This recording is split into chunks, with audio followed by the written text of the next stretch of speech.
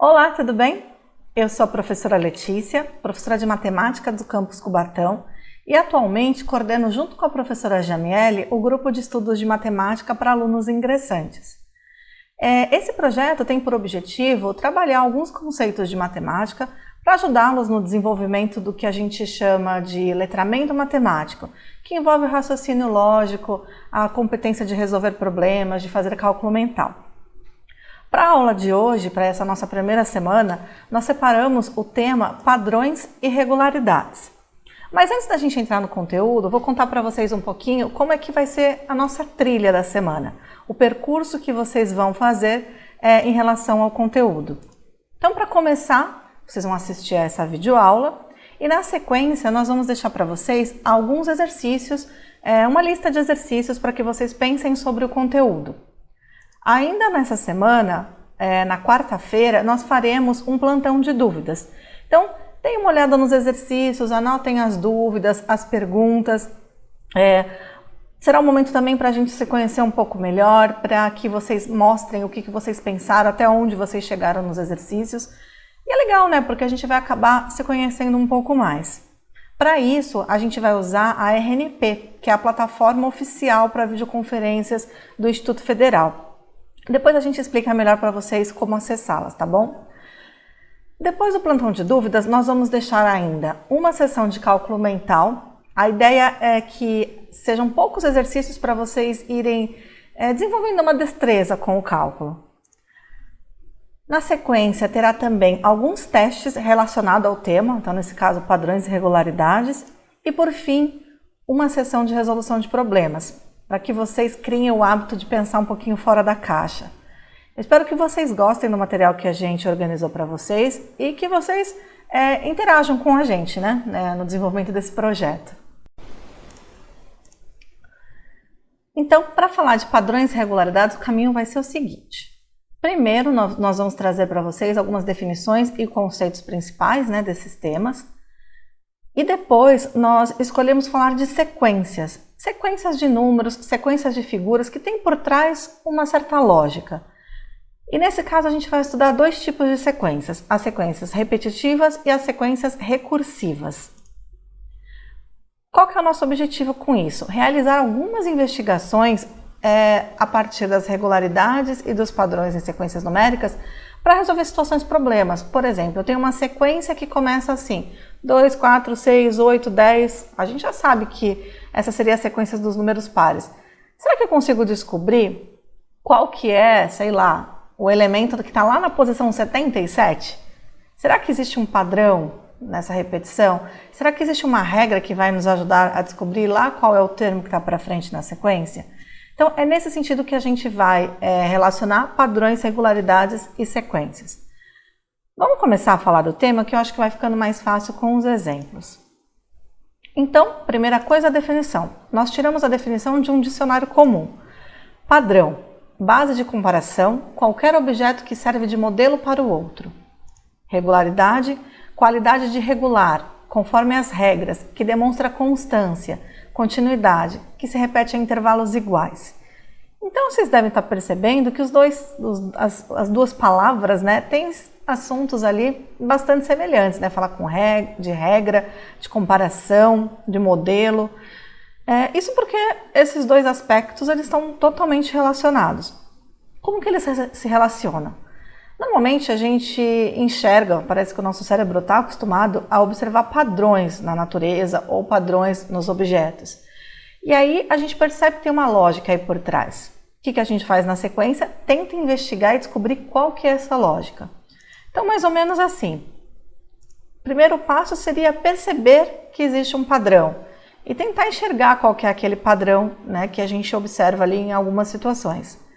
Na sequência, a gente começa a investigar a regularidade que está por trás. Qual que é a regra daquele padrão? O que está por trás daquele padrão?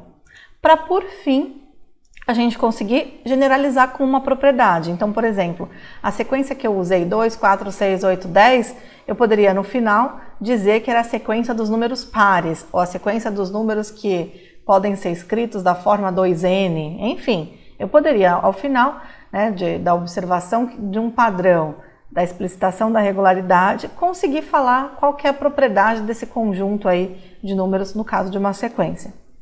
E esse conceito de padrões e regularidades, ele é muito usado na matemática. Vocês já devem ter ouvido falar, né, da espiral de Fibonacci, mas falar só rapidamente sobre ela porque é um exemplo bem clássico aí de aplicação dessas ideias. Então aqui a gente tem três elementos da natureza, né, que têm um formato parecido. O que os matemáticos e o Fibonacci percebeu? Que o formato era parecido entre si. Então, que existia um padrão aqui de formação desses elementos, né? E aí ele foi investigar a regularidade para aí depois tentar generalizar, achar uma propriedade. E ele conseguiu. O que ele percebeu? Que essa espiral cabia mais ou menos nesse desenho, que é formado por 1/4 de circunferência aqui, olha, de raio 1 aqui, né? Começa aqui de raio 1, depois 1/4 de circunferência de raio 1, 1/4 de circunferência de raio 2, 1/4 de circunferência de raio 3, 5 e 8. Então, ele começou a encaixar esse padrão em várias coisas da natureza, né? E percebeu que isso se repetia. Então, todas aquelas outras imagens que estão ali, elas seguiam mais ou menos aquele padrão, aquela proporção. Então, essa sequência 1, 1, 2, 3, 5, 8, 13, aí continua 21, 34, por aí vai, ela é conhecida como a sequência de Fibonacci. Então, essa seria a regularidade. Além dali da natureza, né, daquele aspecto, por exemplo, ele percebeu que esses números, essa sequência, ela também aparecia em outros contextos, não só na espiral. Então, por exemplo, aqui na quantidade de ramos de uma árvore.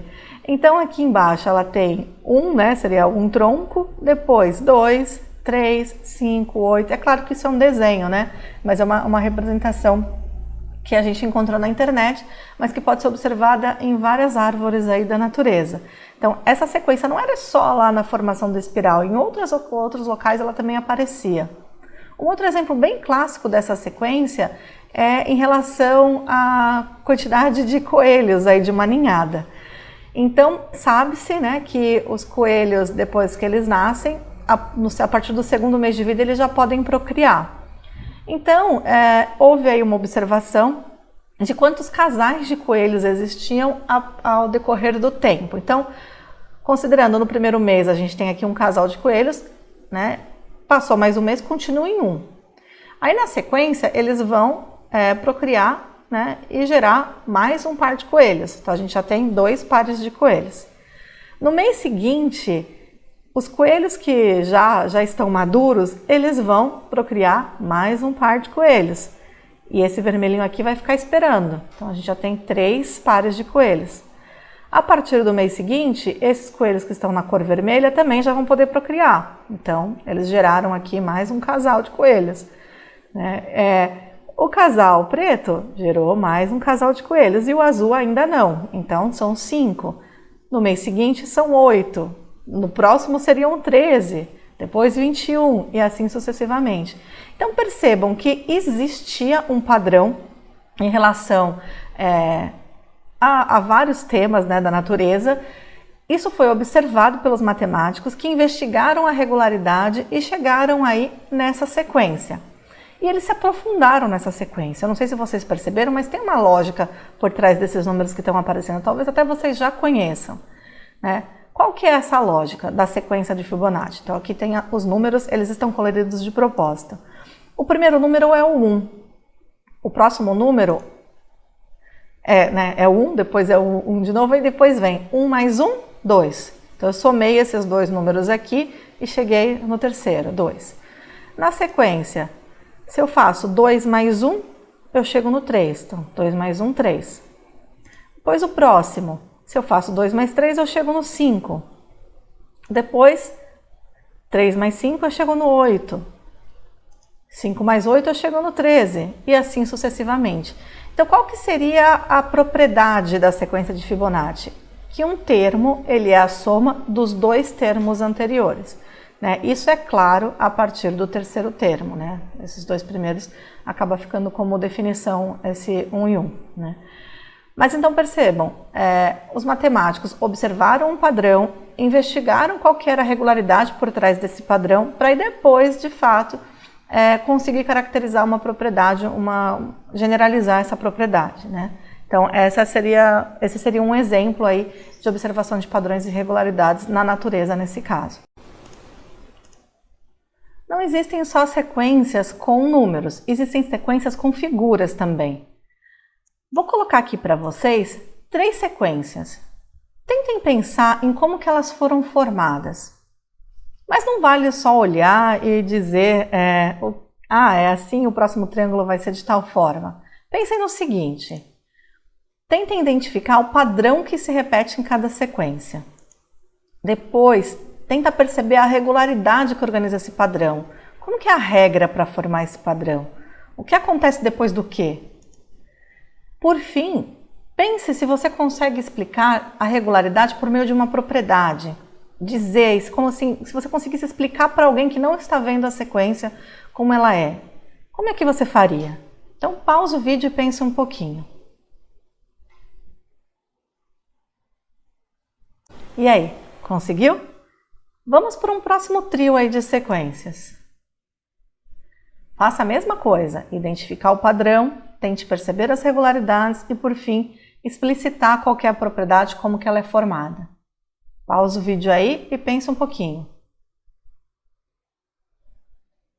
E aí, conseguiu pensar? Vamos conversar então um pouco sobre essas sequências. A gente tem 2 tipos de sequências. O primeiro tipo são as sequências repetitivas e o segundo tipo, as sequências recursivas. Vamos começar falando das sequências repetitivas. Nas sequências repetitivas, existe um núcleo composto de diversos elementos ou termos que se repete ciclicamente. Você consegue pensar em quais daquelas sequências anteriores isso acontece, né? Que são sequências que as coisas vão se repetindo? A gente chama de núcleo a menor cadeia de elementos que se repete e que vai determinar a regularidade da formação da sequência. Então, por exemplo, nas sequências anteriores, nas que se repetiam, aquele pedacinho que sempre começava igual é chamado de núcleo. Numa sequência repetitiva, a gente pode modificar os elementos tanto no formato, né? Então trazendo objetos diferentes. Por exemplo, eu tenho uma carinha feliz e uma carinha triste, uma carinha feliz e uma carinha triste numa sequência. Isso seria o formato. Eu posso variar as cores, o tamanho ou então a posição. Voltado para cima, voltado para a direita, voltado para baixo. Então, são os atributos que a gente pode modificar numa sequência repetitiva. Vamos voltar aos exemplos. No caso aqui, essas 3 sequências, elas eram repetitivas. Então, eram sempre os mesmos objetos se repetindo. Na primeira, a gente está mudando o atributo da direção. São todos triângulos e a gente muda a direção aqui em que eles estão posicionados. Na segunda, a gente tem quadrados, todos os casos são quadrados, e a gente vai mudando o atributo da cor. Já na terceira, a gente está alterando o tamanho, né? Isso que seriam os atributos. Então, quais são os núcleos de cada sequência? Lembrando que núcleo é essa menor cadeia de elementos que se repetem. No primeiro caso, o núcleo é composto de 3 elementos. O triângulo voltado para cima, o triângulo voltado para a esquerda e para baixo. Então, cima, esquerda, baixo, cima, esquerda e baixo. Então, isso vai se repetindo. No próximo, o nosso núcleo é composto de 4 elementos. A cor azul, laranja, amarelo e laranja. Azul, laranja, amarelo, laranja. E assim vai, né? Já no terceiro caso, a gente tem um núcleo de novo com 3 elementos. A seta é grande, grande, pequena. Grande, grande, pequena e assim sucessivamente. Então, esse é um tipo de sequência repetitiva que é formada por núcleos. Voltando então agora para pensar um pouco mais nas sequências recursivas. As sequências recursivas, elas são formadas por elementos diferentes. E cada termo depende do termo anterior e da sua posição na sequência, né? Então, conforme a sequência vai aumentando, o termo ali ele vai se alterando. A regularidade da sequência transforma um elemento no próximo. A gente vai sempre recorrendo ao anterior para chegar no próximo. Esse tipo de sequência pode ser tanto figural, né, com figuras, ou então numérica. Vamos aprofundar um pouquinho o olhar para esse tipo de sequência. Então, nesses dois exemplos que a gente tem aqui, né, o exemplo do quadrado, que vai aumentando, e essa outra de números, 2, 5, 8, 11, 14, 17. Você consegue pensar por que ela é recursiva e não repetitiva? Vamos investigar um pouco mais, olha. O que a gente sabe? Que aqui a gente não tem um núcleo que se repete, mas sim a relação de um termo com o termo anterior. Sempre o próximo termo tem relação com o termo anterior. Então vamos olhar para essa primeira aqui. A gente tem um quadradinho, depois a gente tem 4 quadradinhos, 9, 16, 25 e assim vai. Então, eu não sei se vocês conseguiram enxergar, mas cada elemento é composto do elemento anterior acrescentado a um L, mais ou menos assim. Então, aqui tinha o primeiro termo, ele está aqui, eu acrescentei um L e a gente chegou no segundo. Aqui a gente tinha o segundo termo, acrescentei o L e cheguei no terceiro. Aqui tinha o terceiro termo, que era 3 por 3, acrescentei o L e cheguei no quarto. E assim sucessivamente. Então, eu uso um termo anterior para fazer o próximo. E nessa sequência de números, 2, 5, 8, 11, 14, 17, 20, qual que é a relação? O termo da sequência é o anterior somado a 3, então o 5 é 2 mais 3, o 8 é 5 mais 3, o 11 é 8 mais 3, e assim sucessivamente. Eu vou somando 3 no número para encontrar o próximo, então um termo tem relação com o seu anterior, né? Então 2 mais 3 dá 5, 5 mais 3 dá 8, 8 mais 3 dá 11, e assim sucessivamente. E essa última sequência, de que tipo que ela é? Pensem um pouquinho. Ela repete os desenhos, as figuras, ou ela transforma? Nesse caso, a gente tem as duas coisas. Além da repetição, que são sempre 2 triângulos na vertical e 2 na horizontal se alternando, a gente vai transformando cada um dos elementos, acrescentando figuras, né? Aumentando essa figura. Então, a posição dos retângulos que serão adicionados ali vai depender do formato da figura anterior. Então, se esse daqui acabou na horizontal, o próximo vai vir na vertical, né? Então, a gente vai dizer que essa sequência ela é tanto repetitiva quanto recursiva. Ela é dos dois tipos, beleza? Vamos avançar, vamos investigar um pouco mais sobre as sequências, primeiro sobre as sequências repetitivas. Quando a gente está investigando esses padrões, estabelecendo regularidades, a gente precisa ficar muito atento. Por quê? Para a gente descobrir o que está por trás dessa lógica. Então, tentem descobrir a lógica por trás dessa sequência. São 3 sequências, tá bom? A 1, a 2 e a 3. Pensem aí um pouquinho. Parem o vídeo se vocês precisarem. Apesar dessas sequências terem figuras diferentes, elas têm o mesmo tipo de padrão. Vocês conseguem entender por que eu estou falando isso?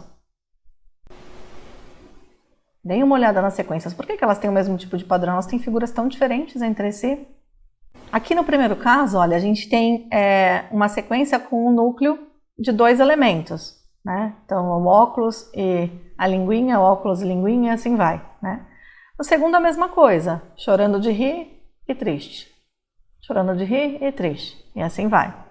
Aqui também, na terceira sequência, a gente tem núcleo 2, né, de 2 elementos que vão se repetindo o tempo todo.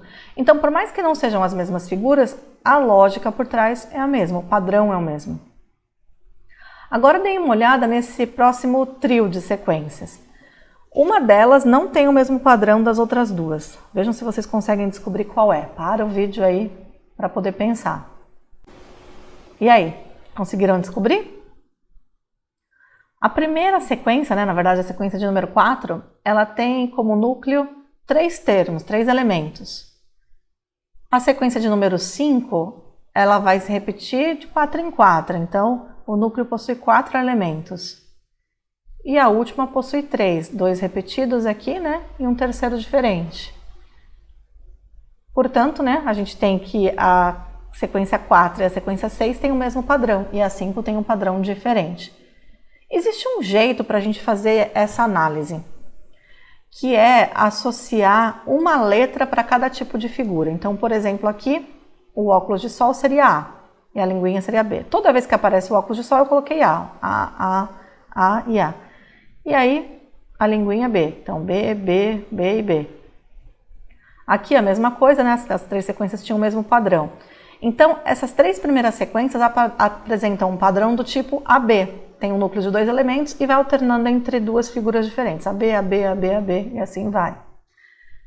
Nos outros 3 tipos, então o óculos recebeu A todas as vezes em que apareceu e a carinha com a linguinha recebeu B. Então, essa sequência ela seria do tipo AAB, AAB, vai repetindo assim. A próxima tem 2 carinhas iguais, então AABB, AABB. Então, não é porque tem a mesma quantidade de núcleos que são sequências parecidas. A gente tem que pensar na regularidade que está por trás. Já a sexta tem AAB, AAB e assim vai, né? Então, percebam que é o mesmo padrão da 4. Olha, a 4 e a 6, elas têm o mesmo padrão. Então, elas têm um padrão do tipo AAB. E a quinta tem um núcleo com 4 elementos e um padrão AABB, né? É um jeito da gente pensar na sequência que vai ajudar a gente a estimar, né, a inferir, a descobrir qual que é o termo lá para frente. Então, quando a gente analisa o padrão dessa forma, fica mais fácil prever como vai ser a sequência lá para frente, sem precisar ficar desenhando. Então, imagine se eu perguntasse para vocês qual que é a 22ª figura dessa primeira sequência. Tudo bem, vocês poderiam continuar desenhando até chegar na 22ª figura. Mas existe um jeito mais fácil da gente pensar. Então, eu sei que o núcleo é de 2 elementos. Se eu estou pensando em 22, eu vou pensar 22 dividido por 2 são 11. Por que eu fiz essa conta? Para eu descobrir que até a posição 22, né, até a 22ª figura, eu vou ter 11 núcleos completos, de 2 figurinhas cada. Então, eu vou ter AB, AB, AB, AB, e lá no final do 22º eu vou acabar a 11ª duplinha, vamos dizer assim, de núcleo, né? Com isso, a gente consegue descobrir que a figura na posição 22 vai ser a segunda do núcleo. Então, vai ser uma carinha. E eu não precisei desenhar. Eu analisei quantos núcleos completos teriam até a posição de 22. Entenderam? E se fosse na sequência 4? Agora aqui o núcleo tem 3 elementos. Então, a gente faz a mesma coisa. A gente vai descobrir quantos núcleos completos tem até chegar no 22. 22 dividido por 3 são 7 e resta 1. O que isso significa? Que até a posição 22 eu tenho 7 núcleos completos e mais uma figurinha. Então, 7 núcleos completos, e mais uma figurinha. A próxima figurinha vai ser a primeira, né? Quando acabarem os núcleos completos, vem a próxima, que é a primeira da sequência. Portanto, eu tenho certeza absoluta que a 22ª figura vai ser a carinha com óculos. Entenderam? Se vocês não estão entendendo, já façam as anotações para o nosso plantão de dúvidas a gente tirar esses questionamentos de vocês, tá bom? E se fosse a sequência de número 5? Na sequência de número 5 eu tenho um núcleo formado por 4 elementos, A, B, B. Então, 22, né? A gente está sempre usando a 22ª figura. 22 dividido por 4 são 5 e restam 2. Isso significa que eu tenho 5 núcleos completos até a posição 22, mais 2 elementos. Então, imagina, eu andei lá os 5 núcleos completos e entrei na sequência de novo, 1, 2. Então, com certeza absoluta, a figura vai ser a segunda do núcleo. A carinha chorando de rir. Tudo bem? Vamos agora pensar um pouco mais sobre as sequências recursivas. Vamos começar por essa, que tinha os números 2, 5, 8, 11, 14, 17 e assim vai. Então, lá no começo da videoaula, a gente percebeu que a propriedade seria a seguinte: cada termo é o anterior, adicionado de 3 unidades. Se a gente escrever o número que indica a posição do número da sequência, a gente vai estabelecer uma relação entre o número e a posição. Pode parecer confusa essa frase, mas vai fazer mais sentido no exemplo, prometo para vocês. Então, assim, olha, o número 2 está na posição 1, o número 5 está na posição 2, o número 8 está na posição 3, o número 11 está na posição 4 e assim vai, né? Então, a gente associou a posição, né, o número da posição aos elementos aqui da sequência. Então, ó, na posição 1 eu tenho um elemento 2. Depois, na posição 2, eu tenho 2 mais 3, né, que a gente vai sempre adicionar 3 ao elemento anterior. Cheguei no 5. Na terceira posição, eu tenho 5 mais 3, que seria o 2 mais 3 mais 3, seria o 8, e assim vai. Eu não sei se vocês estão percebendo, olha, mas eu estou sempre mantendo aqui 2 mais 3, 2 mais 3. Acrescentei um 3 a mais, cheguei no 8. 2 mais 3, o 3 que eu já tinha acrescentado, mais um 3, cheguei no 11.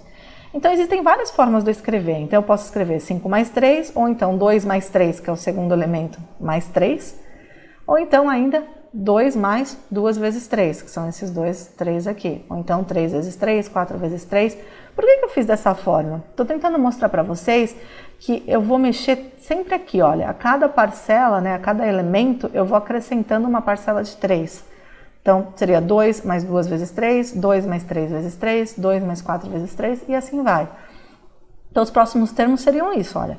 2 mais 5 vezes 3, depois mais 6 vezes 3, 7 vezes 3. Então, a gente diz assim, que cada elemento encontrado é encontrado somando 2 a uma quantidade de parcelas de 3. Então, sempre tem esse 2, 5 parcelas de 3, 6 parcelas de 3, 7 parcelas de 3 e assim vai, né? A nossa pergunta é quantas são essas parcelas e qual que é a relação dessa quantidade de parcelas com a posição do número na sequência. Então, vamos pensar um pouco mais sobre isso. Pus a tabela um pouquinho menor para ter espaço aqui para pôr mais coisas. Então, se a gente chamar de E, um número qualquer aí, o elemento, e P a posição, a gente vai poder dizer que vai ser assim, olha. O elemento, né, o número, ele vai ser 2 mais P menos 1 vezes 3. Por que P menos 1? Olha só, o segundo elemento tem só um 3 somado a 2. O terceiro elemento tem 2 parcelas de 3. O quarto elemento tem 3 parcelas de 3. O quinto, 4 parcelas de 3. E assim sucessivamente. Então, se a gente está aqui na 10ª posição, eu tenho 9 parcelas de 3. Se eu estou na 11ª, eu tenho 10. É sempre um a menos da posição. Então, por isso que eu escrevi P menos 1. Então, o elemento ele vai ser 2 mais P menos 1 vezes 3. Esse é um jeito da gente generalizar a propriedade. E é isso que a matemática gosta de fazer, né? Pensar no caso geral. Por exemplo, para eu descobrir o 8º elemento, já que a gente tem na tabela para a gente conferir se vai dar certo. O 8º elemento seria 2 mais 8 menos 1 vezes 7. 2 mais 7 termos de 3. 7 termos de 3 dá 21. Mais 2, a gente chega no 23, que está ali, ó, na nossa tabelinha que a gente foi contando de 1 em 1. Então, conhecer a regularidade e conseguir expressar por meio de um padrão, e aqui nesse caso ainda por meio de uma linguagem algébrica, é bastante poderoso. Faz a gente ter bastante informação aí sobre a sequência. Tem outras formas de chegar nessa expressão, né, de enxergar essa regularidade. Por exemplo, vocês podiam ter percebido que aqui seria o seguinte, olha, o 2 eu poderia enxergar que é um número a menos do que o triplo. Por quê? Se fizesse 3 vezes 1, daria 3, menos 1, 2. 3 vezes 2, 6, menos 1, 5. 3 vezes 3, 9, menos 1, 8. 4 vezes 3, 12, menos 1, 11. Então eu poderia pensar, ó, funcionaria aqui também. 9 vezes 3, 27, menos 1, 26. 10 vezes 3, 30, menos 1, 29. E assim vai. Então pode ser que algum de vocês tenha pensado nessa regularidade, nessa lógica. Tudo bem, como que a gente escreveria isso então? Se E é o elemento e P a posição, a gente poderia dizer que o elemento é 3 vezes o P, o triplo, menos 1. Seria uma outra forma, né? Então, para chegar no 8º elemento, a gente também substituiria P por 8 e colocaria lá 3 vezes 8, 24, menos 1, chegaria nos mesmos 23. Tudo bem? Tem sempre diferentes formas de pensar. A matemática muitas vezes é vista como uma ciência exata, mas normalmente a gente tem formas diferentes de pensar que são equivalentes. Vamos ver por quê. Ó. Qual que é a expressão correta nesse caso? A 2 mais P menos 1 vezes 3, ou então a E, que é igual a 3P menos 1. Para a gente mostrar para vocês, a gente vai desenvolver essa primeira aqui, que tem operação ainda a ser feita. Então, 2 mais P menos 1 vezes 3, a gente aplica a propriedade distributiva aqui, fica 2 mais 3P menos 3. Se a gente fizer 2 menos 3, dá menos 1. Então, eu posso dizer que essa expressão vale 3P menos 1. Então, isso quer dizer que as duas expressões aqui em cima, elas são equivalentes. Elas vieram de ideias diferentes, mas elas são equivalentes no final das contas, tá bom? Então, às vezes, se vocês encontrarem no gabarito ou algum colega que encontrou uma outra forma, parem e se perguntem se as escritas são equivalentes, né? Não vai achando que você errou, porque quase sempre tem formas diferentes de pensar aí quando a gente está falando de investigação de padrões e sequências, tá bom? que a gente vai fazer isso? Eu não podia continuar somando de 3 em 3 na cabeça aqui e escrever a sequência? Podia, mas e se eu perguntasse para vocês qual que é o 22º elemento da sequência? Vocês iam continuar escrevendo um montão de números? Conhecendo a expressão, fica mais fácil, olha, porque se eu sei que E é 3P menos 1, e aqui nesse caso o P vale 22, né, porque é a posição desse elemento, eu vou colocar aqui na expressão. Então, E vai ser igual a 3 vezes 22, que é 66, menos 1. O elemento vai ser 65. Então, eu não vou precisar escrever até o 22º termo. Eu já vou conseguir, por meio dessa regularidade, que está expressa aqui numa linguagem algébrica, chegar no 22º termo. Tudo bem? Poderia fazer uma outra pergunta. Dizer assim, olha, o número 146 está nessa sequência. Qual que é a posição que ele ocupa na sequência? Vocês não iam continuar somando de 3 em 3 até chegar no 146. Isso não ia dar bom, né? Ia chegar uma hora que ia acontecer algum cálculo errado ali e a gente ia se atrapalhar na contagem. Mas, conhecendo a expressão E é igual a 3P menos 1, eu tenho que o elemento vale 146. Então, no lugar do E, eu vou colocar o 146. 146 vai ser 3P menos 1, e aí eu vou resolver a equação. 146 mais 1 é igual a 3P, equivale a 3P. 147 equivale a 3P. O P, então, vai ser 147 por 3, que é 49. Resolvi uma equação de primeiro grau aqui e descobri, portanto, que o número 146 é o 49º termo da minha sequência. É mais fácil fazer pela expressão. A expressão pode dar trabalho no começo, mas depois, para responder várias perguntas, ela vai ajudar bastante. Ainda é possível a gente descobrir se um termo está ou não na sequência. Por exemplo, será que o número 250 está nessa sequência? Eu vi aqui que tem um número que termina com 0 nessa sequência, então pode ser que ele apareça, né? Mesma coisa, então o elemento é 3P menos 1. Nesse caso, a gente vai testar se 250 é. Coloquei no lugar do E o 250 e fui resolver a equação. Então, 250 mais 1 igual a 3P, 251 igual a 3P. Só que quando eu dividi 251 por 3, eu encontrei 83,66666. Como o P é uma posição, não é coerente que ele seja um número quebrado, né? Que ele não seja um número inteiro. Portanto, não é conveniente, não convém nesse exercício. Então, a gente pode dizer que o número 250 não está na sequência, né? Porque não tem como eu ter uma posição aí quebrada. Vocês perceberam quanto que a gente pode falar sobre uma sequência se a gente conhece a regularidade dela e se ela estiver expressa ainda em linguagem algébrica? E sobre essa outra sequência, o que vocês perceberam? Aqui nós temos elementos figurais, né? São figuras. Uma forma da gente pensar nessas sequências que têm figuras é tentar associar as figuras a algum número.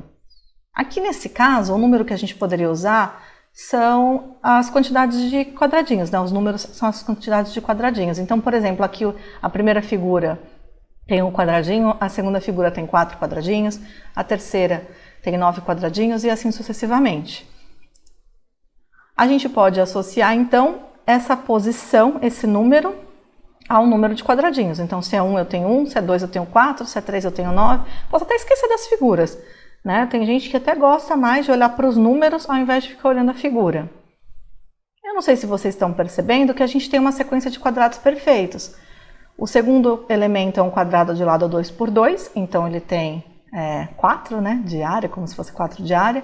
O terceiro tem 9 quadradinhos, ou então 3 ao quadrado, 3 vezes 3, e assim por diante. Então, se a gente tiver que Q é um número de quadradinhos, a gente pode dizer que Q é igual a P quadrado, em que P indica a posição da figura na sequência. E aí a gente generalizou e a gente pode responder um monte de perguntas aí sobre essa sequência como a gente fez para a anterior. Vou deixar aqui como desafio para vocês começarem a pensar sobre essa sequência. Vocês podem parar o vídeo aí e imaginar como que ela é formada, qual que é a lógica que está por trás dela. Essa sequência, ela está na lista de exercícios. Tem algumas perguntas sobre elas, então vocês já podem ir pensando um pouco sobre a formação desse padrão, tá bom? Então, só para lembrar, agora depois da videoaula, tentem resolver a lista de exercício, participem do plantão de dúvidas e tentem fazer o cálculo mental, a resolução de problemas e os testes. Os testes são exercícios sobre padrões e regularidades, mas de múltipla escolha, tá bom? Qualquer coisa, vocês entram em contato também. Até mais, pessoal!